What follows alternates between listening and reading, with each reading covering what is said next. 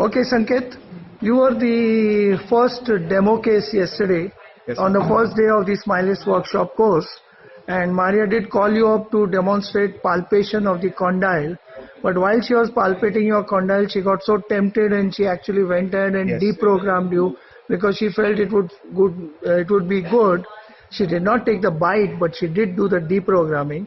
So we saw the difference, but we would like to know from you, what did you feel when she did the deprogramming? To begin with, I already have a problem of persistent chronic headaches into my temporal area, stiffness in the morning when I get up in the masseter area.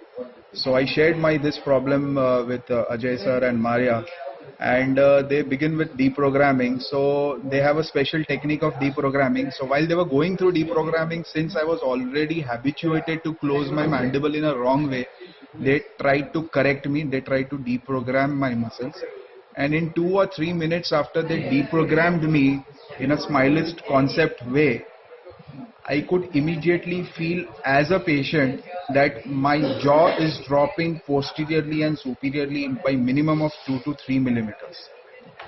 After that, after she stopped palpating my mandible and her hands were off my face, I could feel immediate relaxation into my temporal and my masseter area. There was some discomfort before the deprogramming onto my temporal and the masseter area. Stiffness was there, which was it had absolutely gone away.